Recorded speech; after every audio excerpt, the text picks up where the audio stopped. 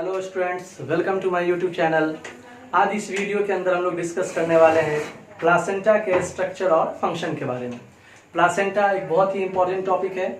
कई अच्छे questions placenta से पहले भी आ चुके हैं।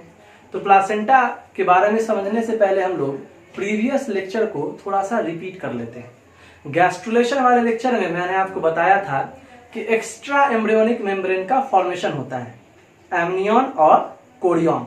तो जो आउटर मेम्ब्रेन था, फीटस के बाहर जो एक एक्स्ट्रा एम्ब्रियोनिक मेम्ब्रेन था, उसे मैंने आपको बताया था कोरियन कहते हैं, ठीक है। और उस कोरियन से फिंगर लाइक प्रोजेक्शन निकला होता है जिसे हम लोग कहते हैं कोरियोनिक विलाई। तो यहां पर देखिए,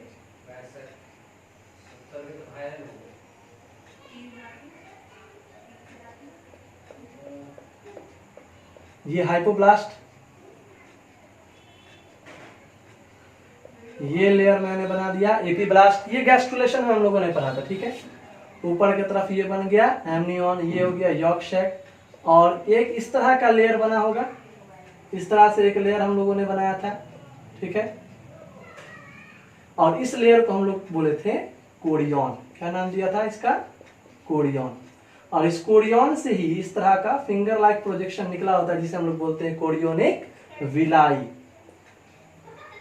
ठीक है। गैस्ट्रुलेशन में हम लोग पढ़ चुके हैं कि ये जो एक्स्ट्रा एम्ब्रियोनिक मेम्ब्रेन है कोरियन, इसके ऊपर फिंगर लाइक प्रोजेक्शन होता है जिसे हम लोग कहते हैं कोरियोनिक विलाई। यहाँ इस फिगर में देखिए कि जब ये कोरियोनिक विलाई, ये वाला विलाई, या यहाँ इस फिगर में आप देख सकते हैं कि जब ये कोरियोनिक विलाई अटैच हो जाता है यूटेरस के अंदर, यूटेरस के लेयर में एम्बेडेड हो जाता है, धस जाता है, तो धसने के बाद ये एक स्ट्रक्चर का फॉर्मेशन करता है और उसी स्ट्रक्चर को हम लोग बोलते हैं प्लासेंटा, ठीक है। तो प्लासेंटा के फॉर्मेशन में मदर और फीटस दोनों के ही ऑर्गन इंक्लूड होते हैं, ठीक है। फीटस की साइड से ये आपका कोरियोनिक विलाई इन्वॉल्व होता है प्लासेंटा के बनने में, और मदर के साइड से यूटेराइन वॉल, यानी ये कोरियोनिक विलाई ही यूटेरस के वॉल के अंदर जब धसता है तो ये स्ट्रक्चरल और फंक्शनल यूनिट का, स्ट्रक्चरल और फंक्शनल पार्ट का फॉर्मेशन करता है जिसे हम लोग बोलते हैं प्लासेंटा। तो यहां हम लोग डेफिनेशन में देखते हैं प्लासेंटा के। Placenta is the structural and functional unit, यानी प्लासेंटा जो है वो एक स्ट्रक्चरल और फंक्शनल यूनिट है between developing embryo and maternal body. किसके किसके बीच का यूनिट है? तो जो एम्ब्रियो डेवलप कर रहा है मदर बॉडी के अंदर और मैटरनल बॉडी, ठीक है। यानी मदर और एम्ब्रियो के बीच का जो एक स्ट्रक्चरल और फंक्शनल यूनिट है उसको ही हम लोग बोलते हैं प्लासेंटा। या आप इस तरह से बोल सकते हैं कि प्लासेंटा ही एम्ब्रियो को और मदर को कनेक्ट करता है, इसलिए इसे हम लोग कनेक्टिंग लिंक भी बोलते हैं, ठीक है। इस पॉइंट से पहले भी क्वेश्चन आ चुका है, connecting link between mother to foetus, ठीक है। मदर और फीटस के बीच का जो कनेक्टिंग लिंक है उसे हम लोग क्या कहते हैं? प्लासेंटा कहते हैं, ठीक है। अब देखिए, तो मैं बता रहा था कि प्लासेंटा को जो फॉर्मेशन हुआ है उसमें दोनों ही के पार्ट्स इन्वॉल्व होते हैं, एम्ब्रियो के भी और मदर के भी। तो यहां देखिए,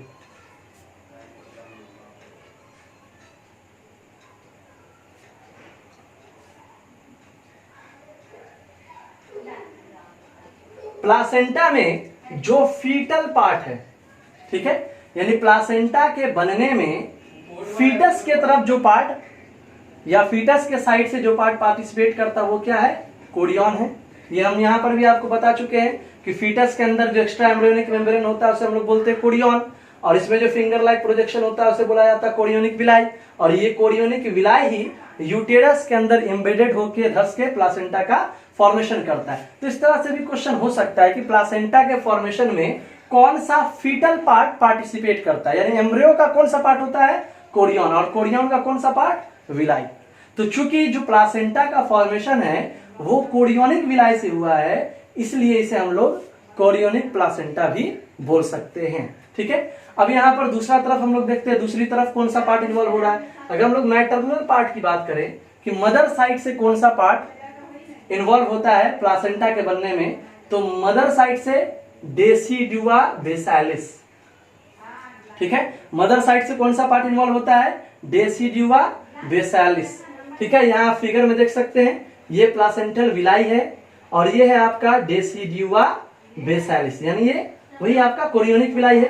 तो जब ये कोरियोनिक विलाई इस जेसिडियुआ बेसालिस में, ठीक है, आप इजिली बोल सकते हैं एंडोमेट्रियम, अगर ये नाम आपको नहीं याद रहा तो आप एंडोमेट्रियम बोल सकते हैं। तो ये कोरियोनिक विलाई जब डेसिडियुआ बेसालिस के अंदर इम्बेडेड हो जाता, धस जाता है, इसके साथ कनेक्ट हो जाता है, तो यहाँ पे जो नया ऑर्गन का फॉर्मेशन होता है उसको ही हम लोग बोलते हैं प्लासेंटा, ठीक है। और ये प्लासेंटा एक कॉर्ड के थ्रू कनेक्टेड होता है जिसे हम लोग बोलते हैं अम्बिलिकल कॉर्ड, ठीक है। यहाँ इस फिगर में आप देख सकते हैं ये अम्बिलिकल कॉर्ड है और ये अम्बिलिकल कॉर्ड जो है वो कनेक्टेड होता है यहाँ प्लासेंटा से। तो प्लासेंटा जो भी चीज सप्लाई करेगा, ठीक है, ये फीटस है, प्लासेंटा जो भी चीज फीटस को या एम्ब्रियो को सप्लाई करेगा वो इस कॉर्ड के द्वारा ही होगा, यानी अम्बिलिकल कॉर्ड के थ्रू ही होता है। यानी प्लासेंटा डायरेक्टली एम्ब्रियो को कोई भी चीज प्रोवाइड नहीं करा सकता, कोई भी चीज सप्लाई नहीं कर सकता है, क्योंकि प्लासेंटा डायरेक्टली अटैच नहीं होता है। प्लासेंटा एक कॉर्ड के थ्रू एम्ब्रियो से जुड़ा हुआ होता है, उस कॉर्ड को हम लोग बोलते हैं अम्बिलिकल कॉर्ड, और अम्बिलिकल कॉर्ड के थ्रू ही प्लासेंटा ऑक्सीजन, न्यूट्रिशन वगैरह सप्लाई करता है या प्रोवाइड कराता है एम्ब्रियो को, ठीक है। अब आगे हम लोग डिस्कस करेंगे प्लासेंटा के फंक्शन के बारे में, ठीक है। ये प्लासेंटा का जो फॉर्मेशन हो रहा था कोरियोनिक विलाई के थ्रू मदर के बॉडी के अंदर, मैटरनल बॉडी के अंदर, वो क्यों हो रहा था, क्या काम है प्लासेंटा का, क्यों प्लासेंटा का बनना जरूरी है, तो हम लोग प्लासेंटा के फंक्शंस को डिस्क्राइब करेंगे, ठीक है। वेरियस टाइप्स के फंक्शंस परफॉर्म किए जाते हैं प्लासेंटा के थ्रू, तो वन बाय वन हम लोग उसको डिस्कस करते हैं। यहाँ पे फर्स्ट फंक्शन हम लोग देखते हैं, प्रोवाइड न्यूट्रिशन, ठीक है। एम्ब्रियो को डेवलप करने के लिए या डेवलपिंग एम्ब्रियो को जो न्यूट्रिशन मिलता है वो न्यूट्रिशन भी सप्लाई कौन करता है, प्लासेंटा ही करता है अम्बिलिकल कॉर्ड के थ्रू, ठीक है। तो न्यूट्रिशन प्रोवाइड कराना ये एक फंक्शन है प्लासेंटा का, यानी पोषण देना, ये एक फंक्शन है प्लासेंटा का। सेकेंड फंक्शन है यहाँ पे supply O2 and remove CO2। तो जो ऑक्सीजन एम्ब्रियो को मिलता है, मदर बॉडी के अंदर एम्ब्रियो को जो ऑक्सीजन मिलता है वो भी किसके थ्रू मिलता है, प्लासेंटा के थ्रू ही मिलता है। और मेटाबॉलिक प्रोसेस के बाद जो CO2 का फॉर्मेशन होता है वो CO2 रिमूव भी होता है किसके थ्रू, प्लासेंटा के थ्रू। और एक बात यहाँ पे मैं फिर से आपको याद दिला दूं कि ये जो भी चीजें मिलती है एम्ब्रियो को, जो भी चीजें मिलती है फीटस को, वो सारा चीज प्लासेंटा डायरेक्टली नहीं देता है। प्लासेंटा अगर न्यूट्रिशन दे रहा है तो किसकी हेल्प से देता होगा, आपको मैंने बताया था पहले, अम्बिलिकल कॉर्ड की हेल्प से। अगर O2 और CO2 मिल रहा है एम्ब्रियो को प्लासेंटा से, तो किसके थ्रू मिलता होगा, अम्बिलिकल कॉर्ड के थ्रू मिलता होगा। उसी तरह से नेक्स्ट फंक्शन हम लोग देखते हैं, remove excretory product. Excretory product के रिमूवल में भी प्लासेंटा हेल्प करता है। स्टोर ग्लाइकोजेन और फैट, ठीक है, ग्लाइकोजेन और फैट भी स्टोर करने में हेल्प करता है।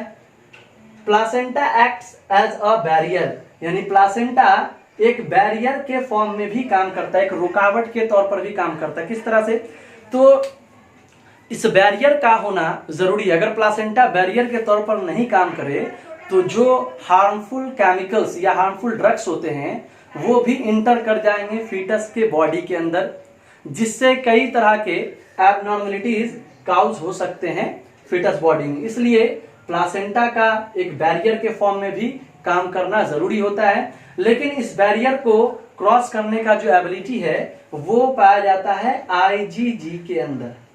IG इम्यूनोग्लोब्यूलिन जी, ठीक है, इम्यूनोग्लोब्यूलिन गामा।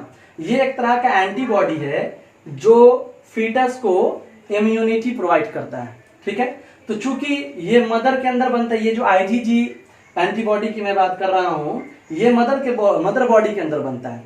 और रेडीमेड एंटीबॉडी यानी बना बनाया एंटीबॉडी मदर बॉडी से ट्रांसफर होता है कहां, तो ये ट्रांसफर होता है फीटस के अंदर। तो चूंकि फीटस को एक रेडीमेड एंटीबॉडी मिल रहा है IgG, इसलिए इस तरह के इम्यूनिटी को हम लोग बोलते हैं पैसिव इम्यूनिटी। इसके बारे में हम लोग इम्यूनोलॉजी में आगे और अच्छे तरह से डिस्कस करेंगे, लेकिन फिलहाल मैं आपको बता दूं कि अगर बॉडी खुद से इम्यूनिटी डेवलप कर रहा है तो उसको हम लोग बोलते हैं एक्टिव इम्यूनिटी, ठीक है। एंटीबॉडी अगर खुद से वो डेवलप कर रहा है तो उसको हम लोग बोलते हैं एक्टिव इम्यूनिटी। लेकिन अगर बॉडी को रेडीमेड एंटीबॉडी मिल रहा है, बना बना एंटीबॉडी मिल रहा है, तो उसको बोला जाता है पैसिव इम्यूनिटी। तो प्लासेंटा का इम्यूनिटी में भी एक इंपॉर्टेंट रोल होता है। चलिए उसके बाद नेक्स्ट फंक्शन है एज एंडोक्राइन ग्लैंड, ठीक है। प्लासेंटा एंडोक्राइन ग्लैंड के तौर पर भी काम करता है और इससे कुछ इंपॉर्टेंट हार्मोन का भी सिक्रेशन होता है, जैसे प्लासेंटा एस्ट्रोजन सिक्रीट करता है, प्रोजेस्टेरॉन सिक्रीट करता है, HCG सिक्रीट करता है, ह्यूमन कोरियोनिक गोनाडोट्रोपिन। और ये HCG जरूरी होता है कॉर्पस ल्यूटियम के मेंटेनेंस और उसके स्टिम्युलेशन के लिए, ठीक है। प्लासेंटा जो HCG रिलीज करता है वो स्टिम्युलेट करता है कॉर्पस ल्यूटियम को, और कॉर्पस ल्यूटियम सिक्रीट करता है प्रोजेस्टेरॉन जो प्रेगनेंसी के मेंटेनेंस के लिए जरूरी है। इसके अलावा एक और इंपॉर्टेंट हार्मोन जो प्लासेंटा सिक्रीट करता है वो है HPL, ह्यूमन प्लासेंटल लैक्टोजेन, या इसको आप ह्यूमन प्लासेंटल लैक्टोजेनिक हार्मोन भी बोल सकते हैं, ठीक है। इसका काम होता है ये मैमरी ग्लैंड के ग्रोथ में हेल्प करता है या उसके ग्रोथ को स्टिम्युलेट करता है, ठीक है। चलिए तो एक बार क्विकली हम लोग इसको समराइज कर लेते हैं। प्लासेंटा के अंदर हम लोगों ने क्या क्या डिस्कस किया, तो मैंने आपको बताया कि जब गैस्ट्रुलेशन के दौरान एक्स्ट्रा एम्ब्रियोनिक मेम्ब्रेन का फॉर्मेशन होता है तो उसमें एमनियन और कोरियन बनते हैं, एमनियन अंदर की तरफ और कोरियन बाहर की तरफ। इस कोरियन से कुछ फिंगर लाइक प्रोजेक्शन निकले होते हैं जिसे हम लोग बोलते हैं विलाई, या इसे हम लोग बोल सकते हैं कोरियोनिक विलाई। जब ये कोरियोनिक विलाई यूटेरस के वॉल में, मदर के यूटेरस के वॉल में धंसता है तो ये एक स्ट्रक्चरल और फंक्शनल यूनिट का फॉर्मेशन करता है फीटस और मदर के बीच, ठीक है। और उस स्ट्रक्चरल और फंक्शनल यूनिट को हम लोग बोलते हैं प्लासेंटा। चूंकि प्लासेंटा मदर और फीटस के बॉडी को कनेक्ट करता है इसीलिए इसे मदर और फीटस के बीच का कनेक्टिंग लिंक भी कहा जाता है। वेरी इंपॉर्टेंट पॉइंट, ठीक है। चलिए तो यहां पर मैंने इसे लैंग्वेज में भी दे दिया है कि प्लासेंटा के फॉर्मेशन में कौन सा पार्ट पार्टिसिपेट करता है। तो यहाँ मैंने दिया कोरियन, कोरियन में कौन सा पार्ट, कोरियोनिक विलाई। किस तरह का होगा कोरियोनिक विलाई, तो फिंगर लाइक प्रोजेक्शन होता है। ये कैसे बनाता है प्लासेंटा, तो ये कोरियोनिक विलाई पेनिट्रेट करता है यूटेराइन वॉल में, ठीक है। यूटेराइन वॉल के टिश्यू में ये पेनिट्रेट करता है और वहां पर एक ऑर्गन बनाता, अंग बनाता है जिसे हम लोग बोलते हैं प्लासेंटा। तो प्लासेंटा के बनने में फीटस के तरफ से कोरियन पार्टिसिपेट करता है, मैंने पहले बताया, और मदर साइड से डेसिडुआ बैसिलस, ठीक है। चलो उसके बाद हम लोगों ने बताया कि प्लासेंटा एक कॉर्ड के थ्रू एम्ब्रियो से जुड़ा होता है। प्लासेंटा डायरेक्टली अटैच नहीं होता है, प्लासेंटा एक कॉर्ड के थ्रू एम्ब्रियो से या फीटस से अटैच होता है जिस कॉर्ड को हम लोग बोलते हैं अम्बिलिकल कॉर्ड। उसके बाद हम लोगों ने प्लासेंटा के फंक्शन के बारे में डिस्कस किया कि प्लासेंटा के थ्रू ही फीटस को या एम्ब्रियो को ऑक्सीजन मिलता है, CO2 के रिमूवल में हेल्प करता है, एक्सक्रेटरी मैटर के रिमूवल में हेल्प करता है, ठीक है। उसके बाद हम लोगों ने बताया कि प्लासेंटा एक बैरियर के तौर पर भी काम करता है, प्लासेंटा ग्लाइकोजन और फैट को स्टोर करता है, प्लासेंटा इम्यूनिटी में भी हेल्प करता है। कैसे, तो ये पैसिव इम्यूनिटी में हेल्प करता है क्योंकि प्लासेंटल बैरियर को जो IgG है एंटीबॉडी वो इजिली क्रॉस कर जाता है और इम्यूनिटी प्रोवाइड करता है जो डेवलपिंग आपका एम्ब्रियो या डेवलपिंग फीटस है। और एक सबसे इंपॉर्टेंट फंक्शन हमने नीचे डिस्कस किया कि प्लासेंटा प्रेगनेंसी के दौरान एक एंडोक्राइन ग्लैंड के तौर पर भी काम करता है जिससे सेवरल हार्मोन सिक्रीट होते हैं, एस्ट्रोजन, प्रोजेस्टेरॉन, HCG और HPL। HCG human chorionic gonadotropin ये स्टिम्युलेट करता है कॉर्पस ल्यूटियम के मेंटेनेंस के लिए और ये जरूरी है क्योंकि कॉर्पस ल्यूटियम अगर मेंटेन रहेगा तो ये प्रोजेस्टेरॉन हार्मोन सिक्रीट करेगा जो प्रेगनेंसी के लिए जरूरी होता है। सेकेंड हार्मोन है HPL ह्यूमन प्लासेंटल लैक्टोजेन, ये स्टिम्युलेट करता है मैमरी ग्लैंड के ग्रोथ को, ठीक है।